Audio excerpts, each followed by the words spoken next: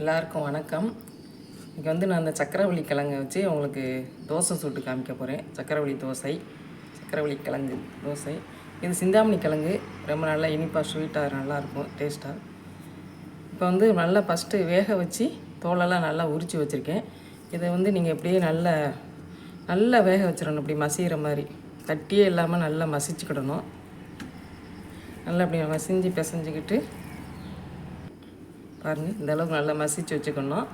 இதுக்கு வந்து இப்போ நான் 1 கப்பு கோதுமை மாவு எடுத்து வச்சுருக்கேன். இதுக்கு 1 கப்பு எடுத்திருக்கேன். லைட்டாக கொஞ்சம் உப்பு போட்டுக்கிடுவோம், அப்புறம் தான் ஸ்வீட்டை கொஞ்சம் தூக்கி காட்டும். ஏலக்காய்த்தூள் போட்டுக்கிடுவோம் கொஞ்சம். இப்போ வந்து நான் 1 கப்பு கோதுமை மாவுக்கு இந்த கப்பால் 1 கப்பு நான் கோதுமை மாவு எடுத்தேன். நீங்கள் இதே கப்பால் 1/4 கப்பு நீங்கள் மண்டவளத்தை நல்லா இழைச்சி இப்படி எடுத்து வச்சுருக்கேன். இதை வந்து நம்ம தண்ணி ஊற்றி நல்லா கரைச்சி வச்சுக்கணும். ரெடியாக இப்படி தண்ணி ஊற்றி நல்லா கரைச்சி விட்டுறணும். பாருங்கள், இப்போ வெள்ளத்தை நல்லா கரைச்சிட்டேன். இப்படி கரைச்சி இப்படி ஊற்றிக்கிடணும். மசிச்சு வச்ச சக்கரவள்ளி கிழங்கு இப்படி போட்டுக்கிடுவோம். இது வந்து வாராகி அம்மனுக்கு பிரசாதமாக கூட நீங்கள் செஞ்சு நெய்வேத்தியமாக பண்ணலாம், சாமி கும்பிட்றதுக்கு வச்சுக்கலாம். பாருங்கள், இது நல்லா இப்படி கட்டி இல்லாமல் கோதுமை மாவு சக்கரவள்ளி கிழங்கு எல்லாத்தையும் நல்லா இப்படி கரைச்சிக்கணும்.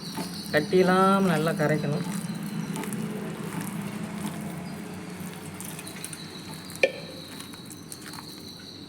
தேவையான தண்ணி ஊற்றிக்கிடுவோம்.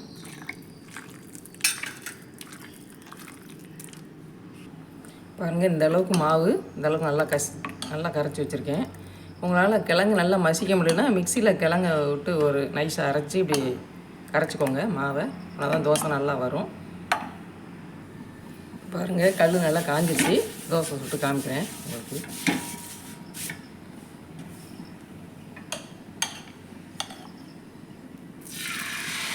அடுப்பை வந்து மிதமான சூட்டில் வச்சுக்கோங்க, அவ்வளோதான்.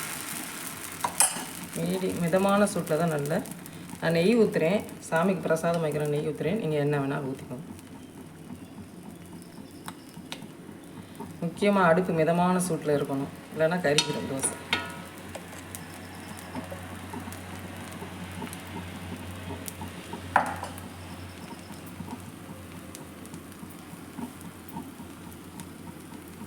பாருங்கள், நல்ல பொறுமையாக இப்போ பாருங்கள் இந்த அளவுக்கு எடுக்கணும்.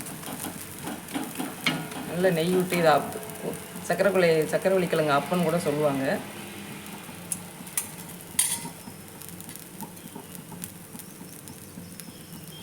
இந்த அளவுக்கு நல்லா வேக விட்டு எடுக்கணும். பாருங்கள், நல்லா வெந்துருச்சு. எடுப்போம் தோசையை.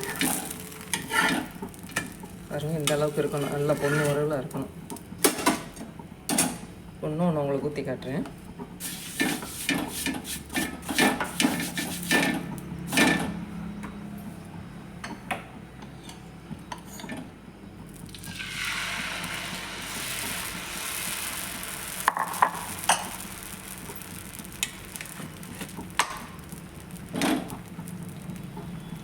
நெய் ஊற்றிப்போம். இந்த மாதிரி ரொம்ப கிழங்கு சேர்த்திங்கனாலும் தோசை வராது. 1 கப்பு கோதுமை மாவு எடுத்திங்கன்னா ஒரு 1/2 கப்பு சக்கரவள்ளி கிழங்க மசித்து சேர்த்துக்கோங்க. இந்த மாதிரி நல்லா வரும். பாருங்கள், தோசை ரெடி ஆயிடுச்சு. நீங்களும் இந்த மாதிரி செஞ்சு பாருங்கள். லைக் பண்ணுங்கள், ஷேர் பண்ணுங்கள், சப்ஸ்கிரைப் பண்ணுங்கள். தேங்க்யூ.